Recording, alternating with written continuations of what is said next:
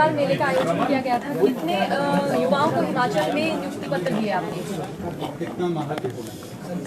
भाई इसको या तो और ऊपर उठा लो या नीचे कर लो।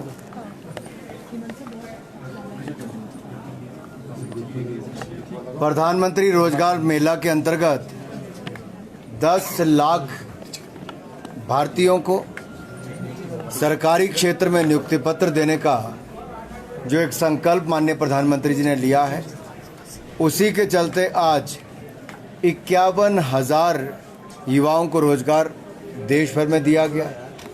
46 स्थानों पर इस कार्यक्रम का आयोजन किया गया और आज मैं हिमाचल प्रदेश की राजधानी शिमला में, जहां 700 लोगों को नियुक्ति हुई है, जिनमें से 600 पोस्टल डिपार्टमेंट से हैं और बाकी कोई बैंक में तो कोई CRI में, सेंट्रल रिसर्च इंस्टीट्यूट, इसमें है।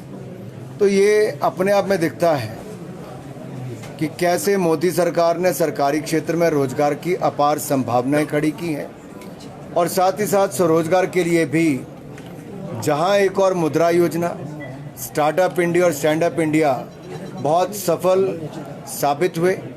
केवल मुद्रा में ही 34 करोड़ लोन दिए गए, जो लाखों करोड़ रुपए के ऋण बगैर किसी गारंटी के दिए गए और वहां पर भी करोड़ों लोगों को रोजगार स्वरोजगार के अवसर उत्पन्न हुए हैं।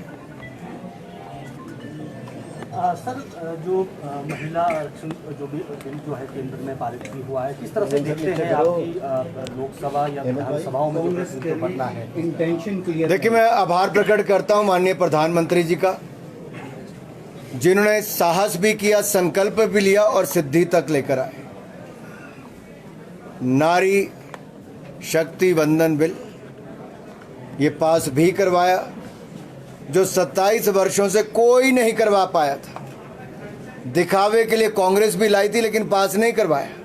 मोदी जी लाए भी और नारी शक्ति वंदन बिल पास करवाया भी। तभी तो कहते हैं मोदी है तो मुमकिन है।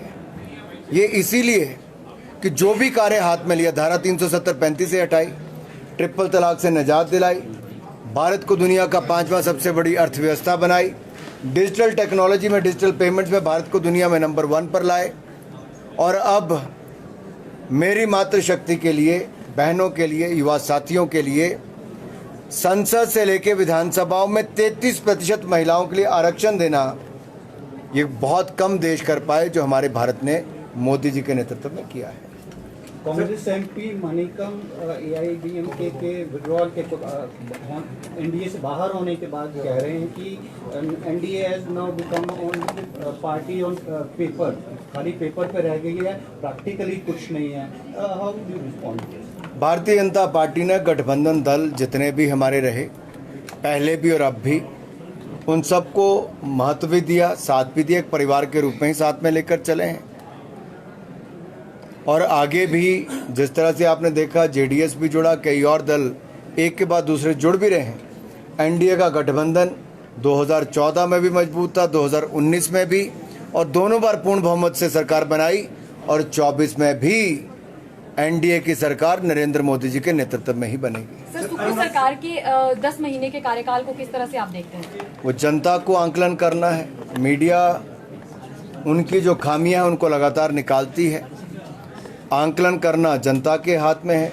मैं तो इतना ही कहूँगा, गारंटियाँ फेल होती दिख रही हैं। सर, अरुणाचल के 3 खिलाड़ियों को चीन के द्वारा वीजा नहीं दिया गया, आपका दौरा भी इसके बाद रद्द हो गया है चीन का। इस पूरे घटनाक्रम को कैसे देखते हैं? देखिए, जब ओलंपिक चार्टर के अनुसार वीज़ा मिलना चाहिए था और ओलंपिक कमेटी ऑफ एशिया का ये दायित्व भी बनता था, और चीन को भी भारत के किसी भी कोने से कोई भी खिलाड़ी जो भारत को रिप्रेजेंट कर रहा है उसको वीज़ा देना चाहिए था। लेकिन जो व्यवहार था वो अच्छा नहीं था, जो भेदभाव किया गया वो हमें मंजूर नहीं था। और इसीलिए मैंने एक बार फिर कहना चाहता हूँ, अरुणाचल प्रदेश भारत का अभिन्न अंग है और रहेगा, और कोई जितना मर्जी प्रयास कर ले। कुछ लोगों ने आंखें तब भी दिखाने का प्रयास किया जब G20 की बैठक अरुणाचल प्रदेश में हो, लेह लद्दाख में हो या कश्मीर में हो, भारत ना तब झुका था, ना भारत अब झुका है। ना भारत तब रुका था, ना भारत अब रुकाएगा। भारत ने तब भी G20 को सफल बनाया और दिल्ली डिक्लेरेशन होना अपने आप में बहुत कुछ कहता है। अफ्रीकन यूनियन का हिस्सा बनना G20 का बहुत बड़ा संदेश है। इकोनॉमिक कॉरिडोर का भारत, यूएई, यूरोप की अपने आप में बहुत बड़ा संदेश है कि सिल्क रूट की तरह अगले हज़ारों सालों के लिए मोदी जी ने जो एक रोड मैप कर दिया है वो अपने आप में बहुत बड़ी ताकत है। बायोफ्यूल अलायंस, ये भारत के किसानों के लिए बहुत बड़ी ताकत, भारत की ओवरऑल हित में और दुनिया के हित में एनवायरनमेंट को भी बचाएगा, किसानों की आमदन भी बढ़ाएगा और इकोनॉमिक कॉरिडोर के माध्यम से भी अगर आप देखेंगे तो भारत के ट्रेड को 35 से 40% वृद्धि मिलेगी। राहुल गांधी कास्ट सेंसस की मांग कर रहे हैं और कह रहे हैं कि जो सरकार की मंशा क्लियर नहीं है, डाटा भी पुराना रिलीज नहीं है। मैं बड़ा स्पष्ट करता हूं श्रीमान राहुल गांधी जी, उनसे सवाल है मेरा, जब कांग्रेस वुमेन रिजर्वेशन बिल लाई थी, पहली बात कांग्रेस पास क्यों नहीं करवा पाई? दूसरी बात, क्या उस बिल में ओबीसी के लिए आरक्षण था? अगर तब नहीं था तो अब कहां से आ गया? अगर संविधान में एससी एसटी के लिए जो आरक्षण रखा है उसी के अनुसार भारत सरकार ने भी वही बिल लेकर आए हैं कि 33% आरक्षण उसी अनुपात से मिलेगा। और अब 2024 के चुनाव के बाद जैसे ही, क्योंकि अभी तक ये हमारा काम नहीं है, ये डिलिमिटेशन कमीशन बैठेगा, फिर उससे पहले आपकी जनगणना होगी, ये सारे कामों के लिए संस्थाएं बनी हैं, ये संविधान से चलता है, राहुल गांधी जी की सोच से नहीं चलता है कि राहुल गांधी जी को किसी ने पर्ची पकड़ा दी, राहुल गांधी जी ने पर्ची पढ़ दी और राहुल गांधी जी एक दिन सुबह उठेंगे और कहेंगे कि ये होना चाहिए। राहुल गांधी जी, गांधी परिवार की पर्ची से देश नहीं चलता है, बाबा साहब अंबेडकर के दिए संविधान से देश चलता है।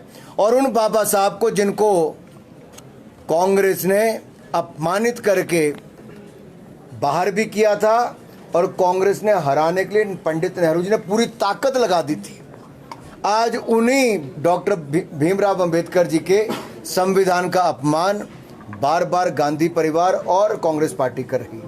हिमाचल विधानसभा का सेशन चल रहा था, समाप्त हो गया है और राष्ट्रीय आपदा को लेकर के लगातार चर्चाएं हो रही है। एक बिल वहां से प्रस्ताव को मंजूरी मिली है, 12,000 करोड़ की मांग कर रहे हैं केंद्र से और ये कह रहे हैं कि मदद नहीं मिल पाई जितनी मदद मिलनी चाहिए थी प्रदेश को केंद्र से। मैं इतना ही कहूँगा, जितना हमें हिमाचल से प्यार है उतना ही मोदी जी को प्यार है। मोदी जी ने इंतजार किए बिना एक नहीं 4-4 किश्तें मदद की भी पहुंचाई, 862 करोड़ रुपया वहां पर भी दिया। और अगर यूपीए का समय देखेंगे तो कई महीने लग जाते थे टीमों को आने के लिए भी, हमने टीमें भी शीघ्र पहुंचाई। फिर मदद करने वाली टीमें भी एनडीआरएफ की हो, एयरफोर्स की हो, वो भी पहुंचाई, हेलीकॉप्टर तक दिए, सब मदद की। और यही नहीं, 12 टुकड़ियां एक बार लगी थी एनडीआरएफ की, 13 एक बार लगी थी और 5,000 घर पहले, 6,000 घर उसके बाद दे दिए। मनरेगा का पैसा जितना दिया है वो भारत सरकार ने दिया जी, सबको डंगे लगाने से लेकर रास्ते बनाने तक सारा पैसा भारत सरकार का है। क्या ये मदद नहीं है? 2700 करोड़ रुपए ग्रामीण सड़कें बनाने के लिए दिया, क्या ये मदद नहीं है? मैं एक बात पूछना चाहता हूं, जो अनुपात हिमाचल की सरकार को अपना भी लगाना चाहिए था, हिमाचल सरकार ने कितना लगाया? क्या आप में से किसी ने छापा है? क्या हिमाचल सरकार ने बताया? हिमाचल सरकार ने जब से आपदा आई उसके बाद अपना पैसा कितना लगाया है? जवाब तो प्रदेश ये भी जानना चाहता है हिमाचल प्रदेश सरकार ने क्या दिया है।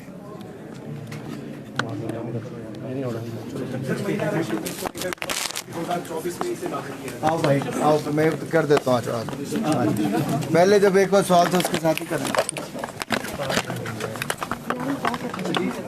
अच्छा, कुछ नहीं फर्क पड़ता माइकों का, दूर से ले लो। महिला आरक्षण को लेकर विपक्ष ने ये कहा है कि 2024 में इसे लागू किया जाए, आगे तक। देखिए, वो लोग हैं जो महिला विरोधी हैं, वही ये मांग कर रहे हैं कि 2024 से इसको लागू कर दो, क्योंकि वो जानते हैं कि ना डिलिमिटेशन हुई है ना सेंसस हुआ है, और अगर ऐसा करते हैं तो कोई भी कोर्ट चला जाएगा, कहीं स्टे मिल जाएगा और ये लोग फिर एक बार महिलाओं का अधिकार छीनना चाहेंगे।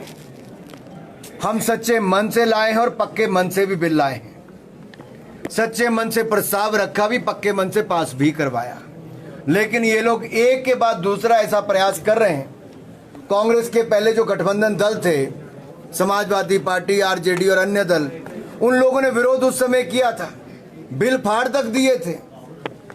अब वही लोग जब खुले में विरोध नहीं कर पा रहे हैं तो कभी कहते हैं 2024 में लागू करवा दो, कभी कहते हैं ओबीसी को आरक्षण दे दो। क्या संविधान से ऊपर हो गए ये? क्या नियम प्रक्रिया को पालन नहीं करना चाहिए? और मैं आपसे एक सवाल पूछता हूं, कौन तय करेगा किस सीट को रिजर्व करना है?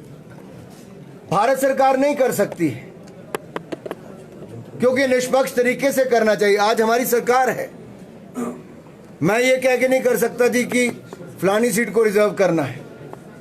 ये इलेक्शन कमीशन का, डिलिमिटेशन कमीशन का काम है। इसलिए संसद की चर्चा को अगर आप ध्यान से सुनेंगे, ओबीसी के विषय पर भी माननीय अमित शाह जी ने, और ये डिलिमिटेशन कमीशन के विषय पर भी, क्यों ये संविधान के अनुसार ही ये सारे कदम उठाए जा रहे हैं, प्रक्रिया के आधार पर उठाए जा रहे हैं। लेकिन जो लोग ध्यान भटकाने का काम कर रहे हैं वो महिला विरोधी काम कर रहे हैं। क्यों लपेट रहे हो भाई? 33% ऐसे